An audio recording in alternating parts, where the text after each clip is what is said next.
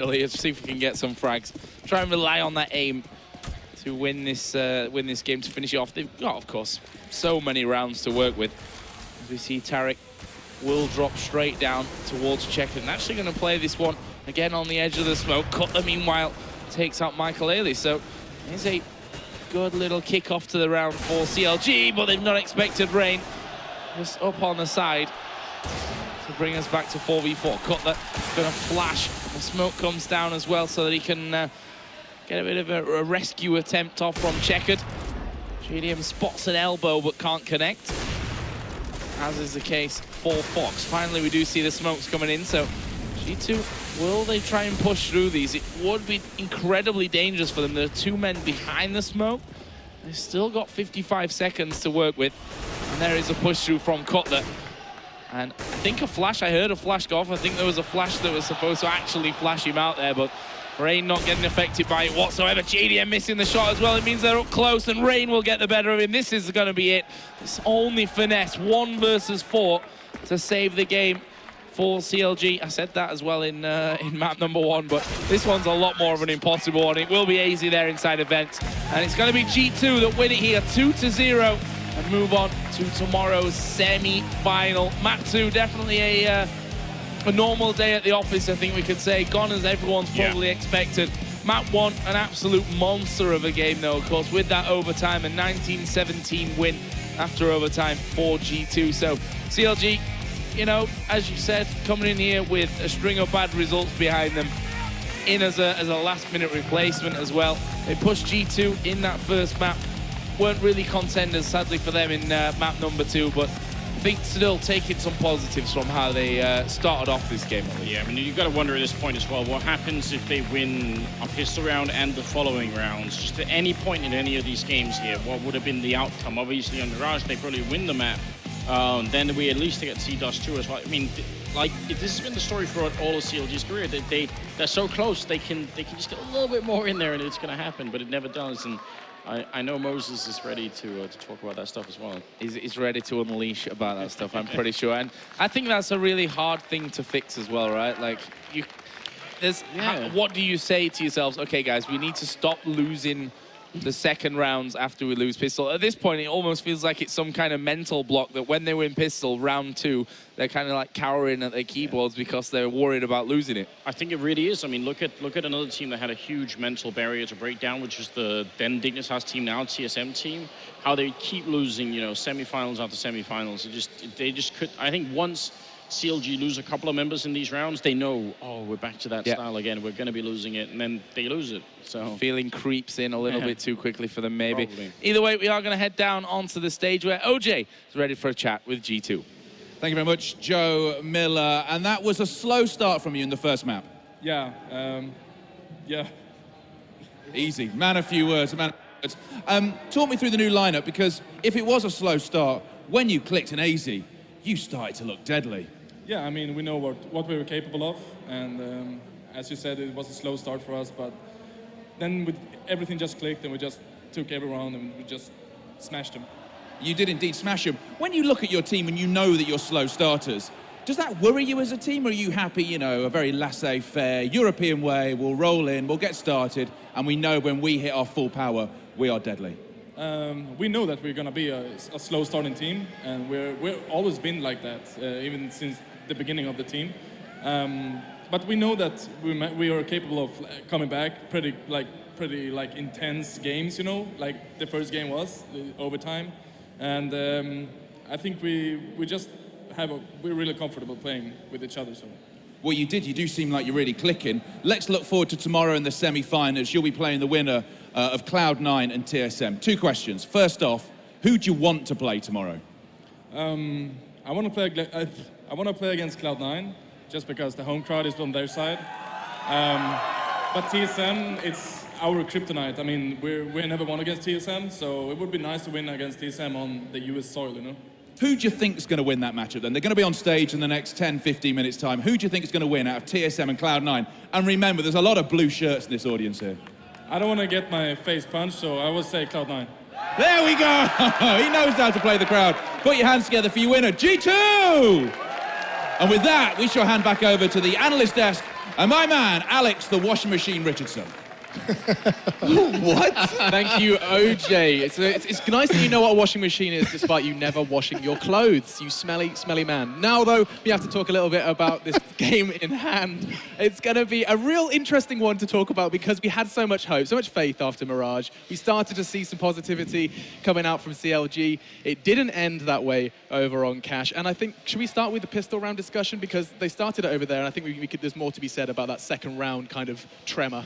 I mean, Cash was pretty much, I think Anders summed it up during the cast. He just looking at how this round is playing out. He's like, this is just the typical CLG round to lose. Yeah. This is the kind of rounds they like to lose. And then they do it. And then they just see you like here you go, Anders. You're going to look like a genius right now. Yeah. It was just crushing for them. I made the critical error. Yeah. We're sitting in the back, and Semler just goes, there's 0% chance that CLG loses this round. You never say that. And I'm just like, don't you do that. I did it once. It'll backfire. And now it's unfortunate. So, Semler, Come on, 5 on 3. How do you lose that? Like, okay, so know what? I'm going to rate this at the most recent player. Okay. Matthew, what from your experience, second round, it's becoming more prominent in CS:GO that you can, there's a threat from your opponent in the second round off the win of the pistol. But I mean, how can a team so consistently have trouble picking up that second round? What do you need to be doing in that round?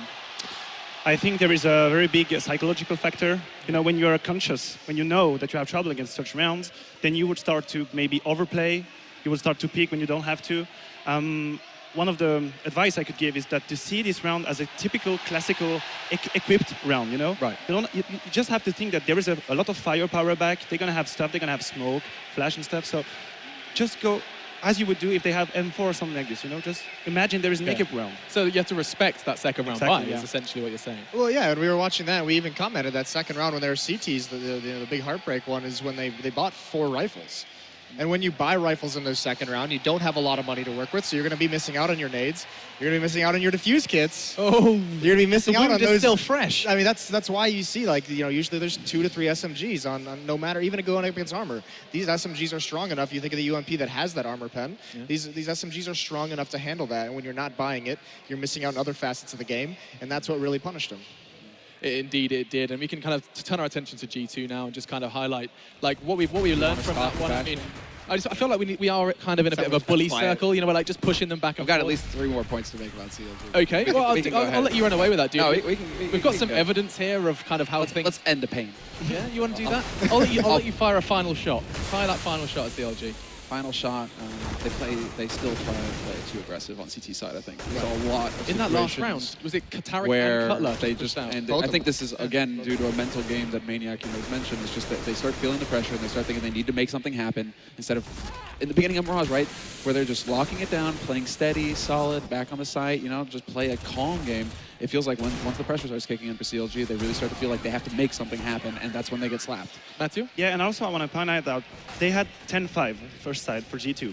So you might think 5 rounds as T is decent, and I think it is. But if you look at how it was, we all discussed it was a difficult 10-5. And what might come down to the fact that they never really tried to control the middle. They had those fancy execute on A, and sometimes they would go for the peak on B and stuff. But I never really saw them taking control of the round, taking the middle, and then faking maybe or taking information like this. They didn't really do that. It's often said that mid control is so crucial on Cash. Yeah, it really is. Yeah. For both sides of the map as well. It allows you, and that's the other thing. It's not just what you gain from having mid control as terrorists. It's what you deny the counter terrorists. There's if you have control as counter terrorists, quick rotates to either bomb site, quick flanks to either bomb site. You could do reverse boost. Yeah. So you're denying the counter terrorists so many options while you're gaining so many yourself. And if you're not going to do it, if you're going to be too afraid to take it, it's just going to be a really hard terrorist half on Cash. Is there not something for a T side where they can kind of, I think, more on the CT side, is there not some sort of kind of mindset behind let them have middle and they have to come to us? Is that, there must be some degree where that can work. Well, actually, the problem is if you let that middle go, then you have to be sure that your gamble behind it is correct. Yeah. You have to be sure that, okay, you're going to be 3 man on A because they're going to come on A, or maybe you're going to take the information on B with a push or something.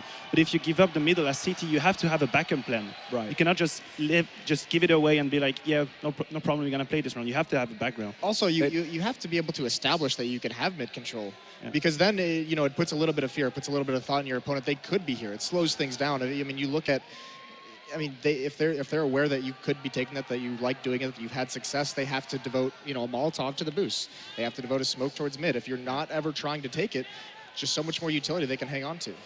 Yeah, so let's move into G2 then. We have you kind of knocked CLG down a peg or two already.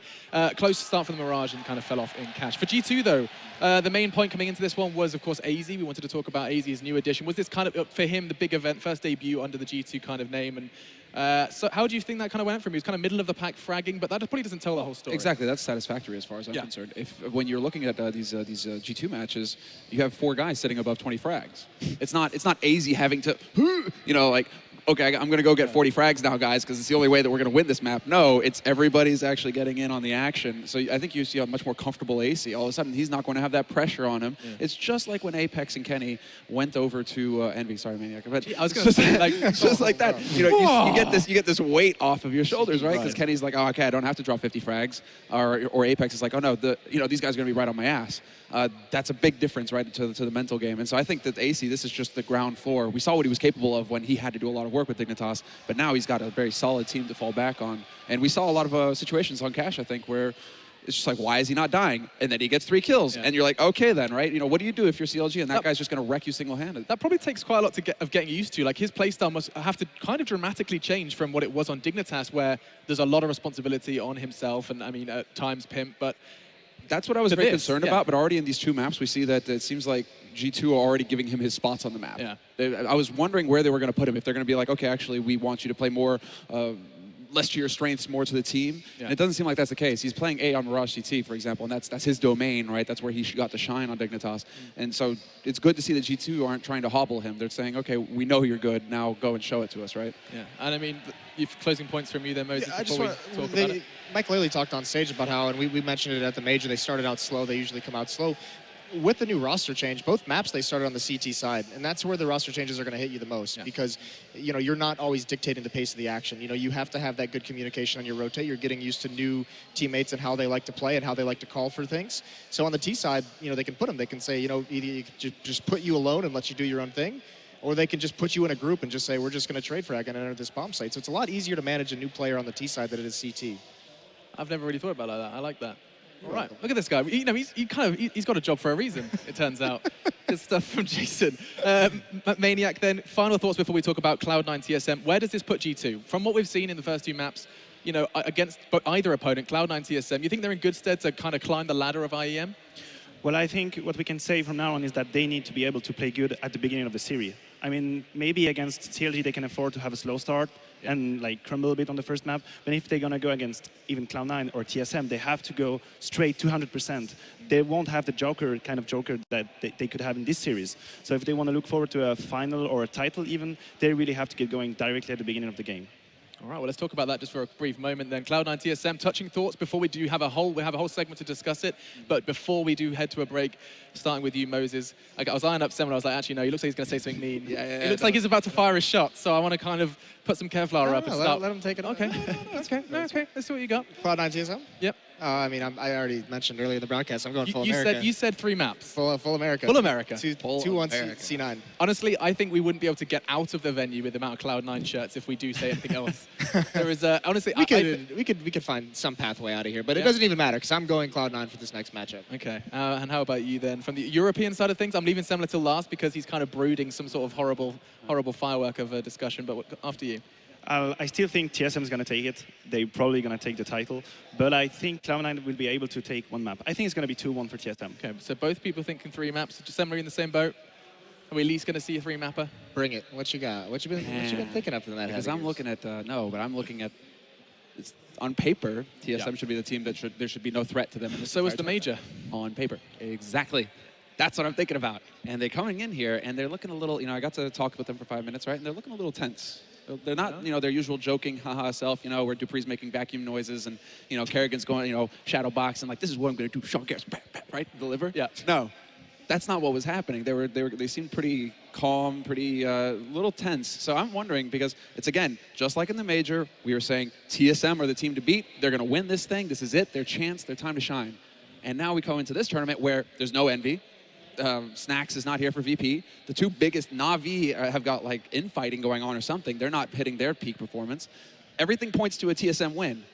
So I might actually go ahead and say that this revitalized, or at least, harder hitting Cloud9 with nothing making some shots, taking some weight off of Shongair's shoulders, I might venture, I might go back to the roots, and say Cloud9 are going to take this 2-1. All right, well, we are going to be talking about that further. We're going to take a very quick break, but when we come back, we're going to be digging deeper into your Cloud9 call and also talking about the kind of problem with TSM, this innate problem where when the going gets tough do get going, and they're going to have to try and redeem themselves here in San Jose. We're going to head to a quick break, guys. Stay with us, and we'll be back with your second game here at the Intel Extreme Masters. Do the dishes.